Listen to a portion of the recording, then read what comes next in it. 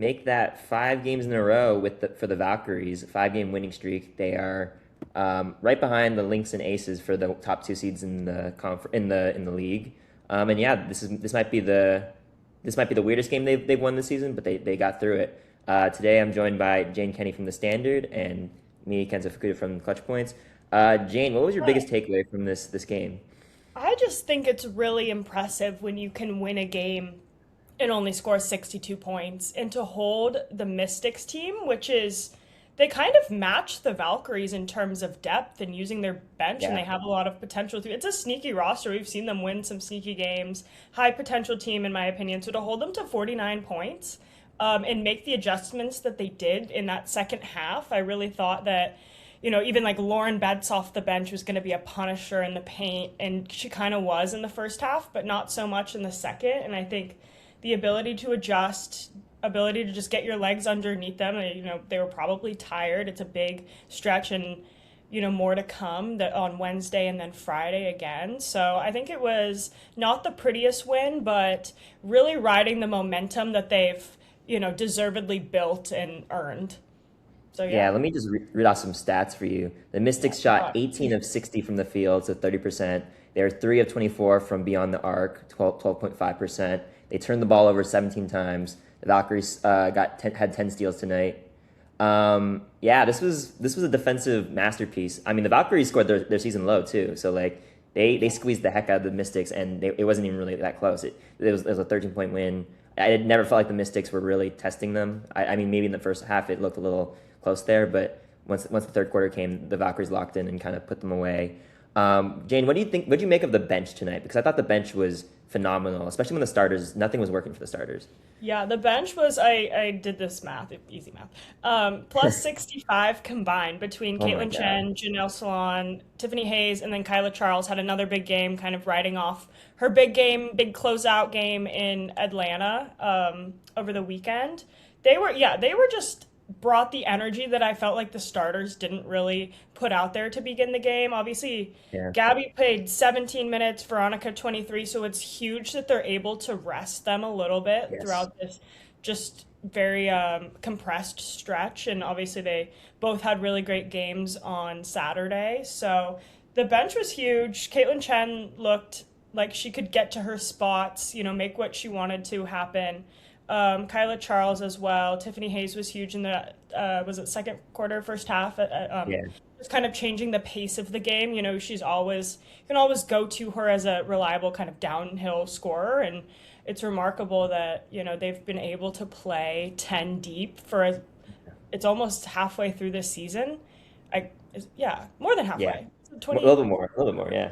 I can't do the math in my head.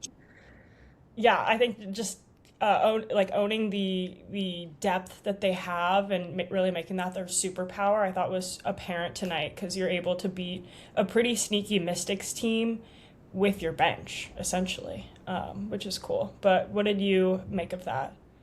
Yeah, I mean, I thought Caitlin Chen was the leading scorer, and she only scored 14 points, so it was really a strength in numbers kind of win. Um, yeah, I mean, this game kind of just goes to show that they're finding different ways to win. I think in the kind of earlier this season, it felt like you really needed a good game from Gabby or Veronica, or you needed Janelle to hit like 5 threes to really Or like like. just a good team 3-point shooting game. Like, Yeah, and they didn't have any of that tonight, and they somehow yeah. pulled it off. I think Natalie said like they found a way tonight, which I thought was a really good way to put this win. I think if you want to be a good team, you're gonna have to find different ways to win. I think that was my biggest takeaway from this game. I want to talk about Kia Stokes a little bit because she's putting together an impressive season, and tonight just was another example of that. Still second Uh, in the league in blocks. yeah, I think like she's right behind Asia, and it's pretty damn close. She had 3 blocks tonight, 9 rebounds, 6 points, had one triple, I think, a steal, and played 28 minutes. Jane, do you think Kia Stokes should be in some award consideration this year? Ooh. And like in terms of maybe a defensive team. Maybe defensive team, maybe flirt with some DPOY stuff. I don't know. Maybe at least get some Oh, votes there. I was What gonna are we go like thinking? maybe like second team. I guess I'd have to look at the stats more closely. I know that that's a huge component of those Yeah, awards when it comes to centers. I was impressed with I mean, you know, the Mystics have got some size. Like Yeah. I liked their defensive just rotations of like funneling everything to Shakira Austin, and it's really kind of a development that we didn't see at the beginning of the Valkyries season, that they're able to start doing that, and they have like a legitimate rim protector. Yeah. I don't know if I'm ready to go as far as saying like player of the year, but I feel like she could be flirting with a first or second team, like all defensive. Yeah, I mean, I don't have the advanced numbers like pulled up here, but every time I check them, it's like the defensive impact's incredible. The on-off numbers, they don't favor her on offense, but they really favor her on defense. So I think in that sense, maybe you could get a couple of third place votes there if you if whoever has the ballots really loves analytics.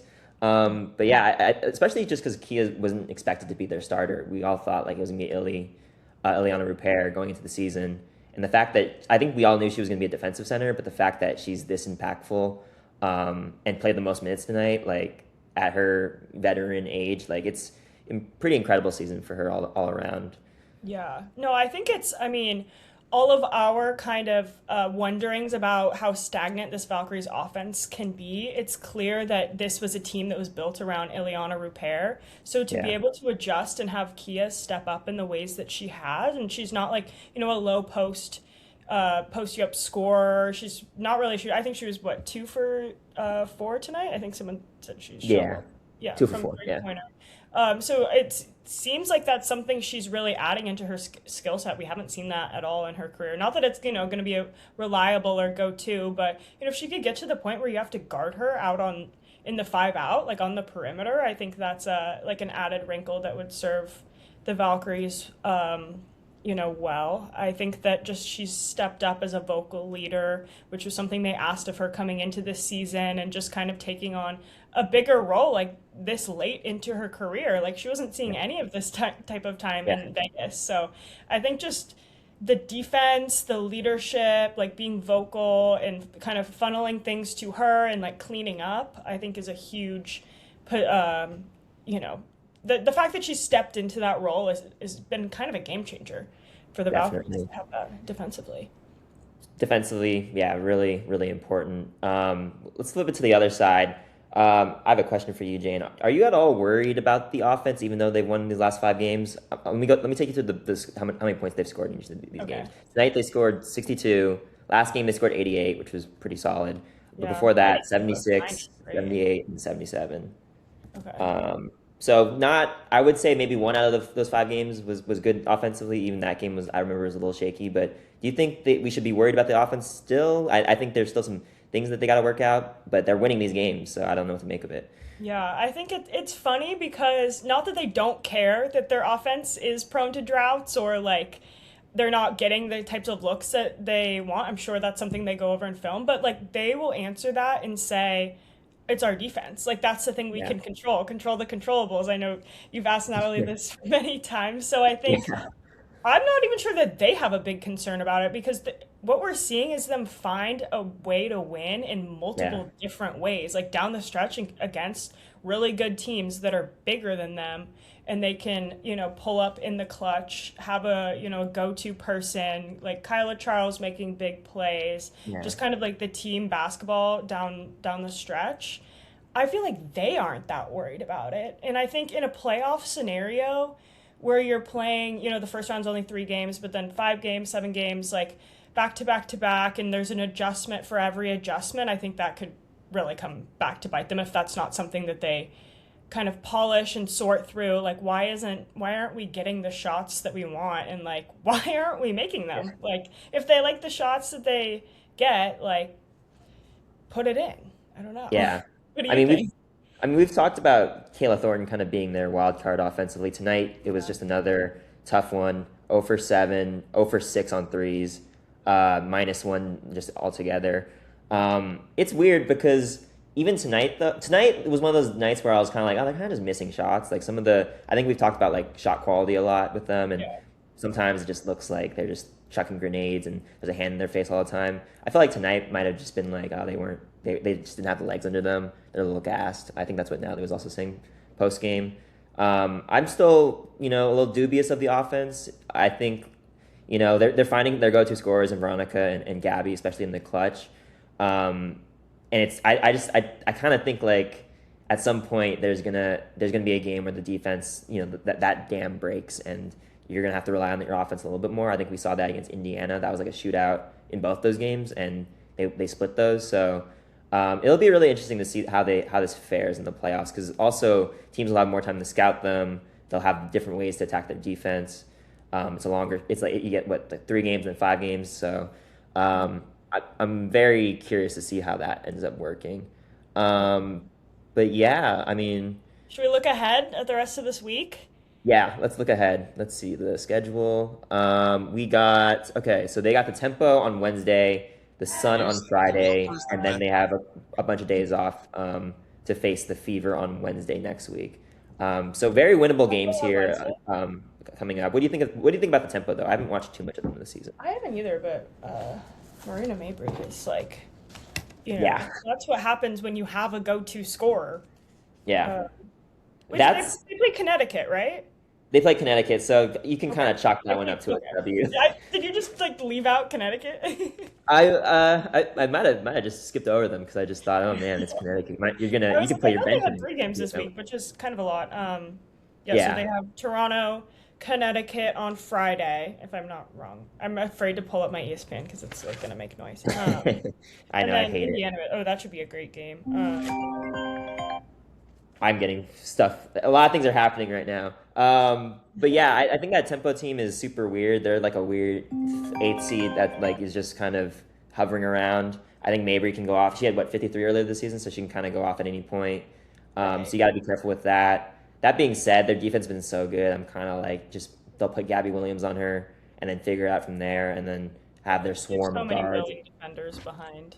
Yeah, like it's been really impressive. The next hard game will probably be against the Fever. I mean, the Toronto team's no joke, but that Fever team, it'll be fun. There's some animosity between both those teams. What are you kind of looking for in these next 3 games from the Valkyries? Because they could very easily go on an 18 win streak here. Yeah, I'm just like, in general, I'm always looking for them to not lose games that they're supposed to win. So Yeah, don't, take your foot off the gas against Connecticut. I feel like, I mean, unlikely that would happen, but I mean, to never keep know. them rolling, and hopefully be able to rest some people because they'll just have been coming off 3 games in 5 days.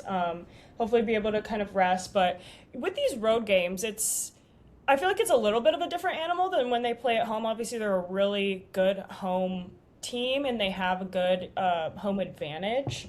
But just with kind of the mix in with travel and quick turnarounds, I just wonder how much that'll be a factor even in Toronto. I haven't looked at what their kind of recent results have been, but I think if they could go 2-1 through these next 3, I think that's ideal.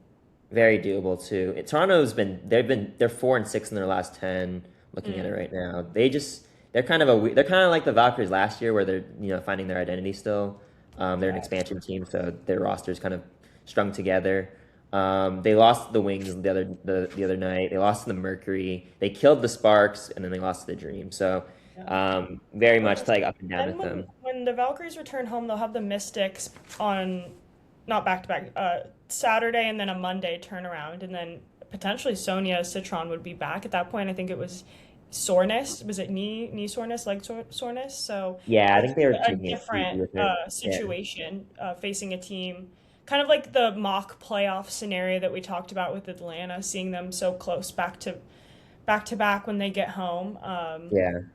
That I think that would be another kind of matchup to watch what they do adjustment wise and adding in another like really key player that they're gonna have to take care of defensively. Yeah. Well, speaking of playoffs, before we get out of here, Valkyries are the 3 seed. They're a half game behind the Lynx and a half game behind the Aces. They don't have the tiebreakers on either of those teams yet. They're not going to get it on the Aces. If they want to get it with the Lynx, they have to beat them the next 2 times they play, and I think have a better point differential. So that's kind of a tall task, but it's in play. And that being said, Jane, what playoff opponent in the first round do you think the Valkyries would love to see?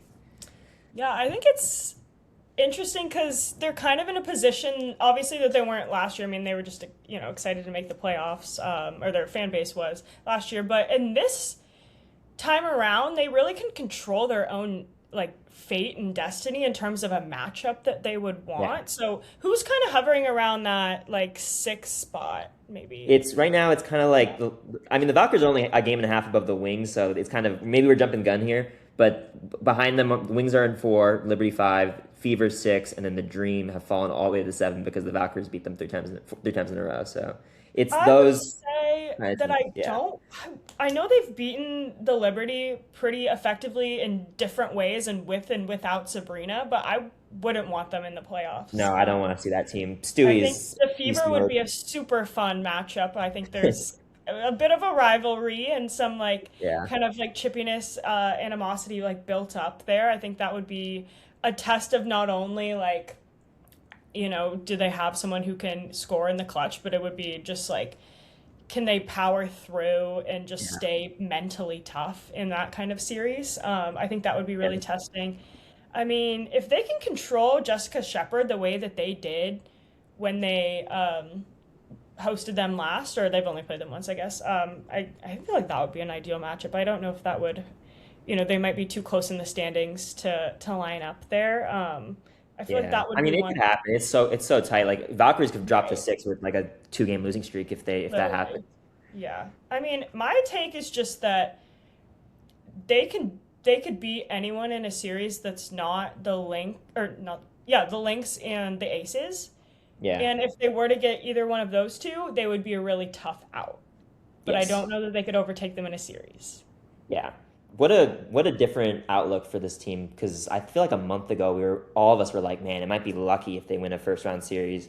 Like they've really turned this thing around and kind of shown like they are a very capable team that we're now projecting to win like maybe 1 or 2 playoff series. So Yeah. if I were to Okay. pick an opponent, maybe I'd pick Atlanta because like they just have their number and I think there's a mental edge there.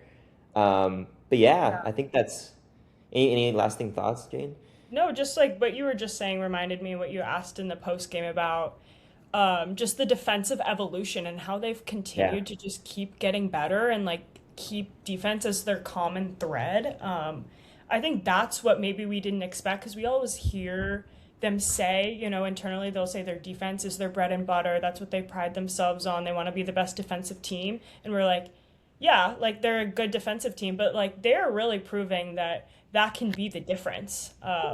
And game in and game out, they can win with a defensive effort like they kind of did tonight, like holding a team to 49 points, a season low. So, Yeah. and same It's with crazy. like the Dream series and with the Wings, and they've been able to consistently shut down every team's best scorer with their perimeter or on ball defenders. I think it just goes to show how much this defense has evolved from last year, and through the course of this season. Even like it really does feel like it's just getting better and better. Yeah. They won't tell us specifically what they're doing differently because I can feel like they're doing something differently, but they do say that communication and trust is better. I think that goes hand in hand with Kia Stokes is, second best in the WNBA blocks stat. Yeah. But yeah, I guess they were that's playing all. zone Oh, today, was it? doubling the ball. They were playing some zone today too. Yeah, if they can, they have so many options defensively. Which I think is going to be Yeah. fun in a potential Aces Lynx series because those two teams have some players that kind of force you to throw everything at them, and you want to have options against those teams, especially against Asia when Nafisa comes back, Olivia Miles. Yeah, so yeah, I Uh, don't have too much else to say. Quick You got anything thoughts else? on the U.S. game because we were kind of I don't know what you're doing. I had a split screen set up and I was like muting it and like trying to see it, check in on it. What did you think? I was watching it on the big TV in the Valkyries game on my laptop. That was after I mean, as soon as the U.S. can see that first goal, I was kind of like, oh, this might be it. Like this just is like they're just gonna play the better team that they had an easy like cupcake walk to this point in the tournament. But then they scored the equalizer, and I was like, okay, maybe there's hope. And then they gave up another terrible goal within 60 seconds. So I know. yeah, I don't know. Um, it felt like in in American football when the NFC South team like kills their division and then faces like the the wild card team that's actually good and gets murdered in the playoffs. Kind of felt like the USA was that like that. But I don't know. What did you think of what the US's crazy, pitiful performance? Yeah, I think they just didn't. I mean, they didn't play well. Their defense didn't look good, and I was like, really, when that free kick went in, I was like, this is electric. And then they score 60 seconds later, and that's kind of Yeah, like that sequence in and of itself just describes how the game went. So, yeah. I mean, um, their best players sucked too. Like Pulisic was bad, Dest was bad, McKinney was like off all game. Like they kind of just didn't. I feel like the moment was too big for them. yeah, yeah, the moment was too big. Couldn't do it. In your hometown of I also Seattle, love Portugal. I know. What an electric environment. Very proud of Seattle for being, I think, the best host city in the United States. Not maybe not pretty Mexico, freaking but good. yeah, Yeah, that stadium that's was what they're beautiful. saying, as I've heard. Yeah, Yeah. I can't say anything about Levi's because the magnetic field is still there. But yeah, that's Valkyries courtside today. We'll be back probably on Wednesday. Might be it's a little we're rotating out this week just because people are on vacation and are working on other things. But yeah, Jane, Joseph's favorite question: where can we find you? You guys can find me on the San Francisco Standard, and I'll have a feature coming out maybe Wednesday this week. I'm also going to be writing about Love Volleyball, San Francisco's new volleyball team that's debuting in 2027. So if you want to read about other stuff in women's sports, you can find me on San Francisco Standard. Awesome. And you can find me at ClutchPoints. I'll be covering some Valkyrie stuff. I'm also kind of on vacation, so I'm not writing too much this week, but still covering the game, still going to these Zoom pressers, and yeah, we're holding it down. But Yes. thank you guys for listening. Subscribe to this channel. We don't have any codes today, but stay tuned for maybe more of that later. Yeah, later. All right. See ya.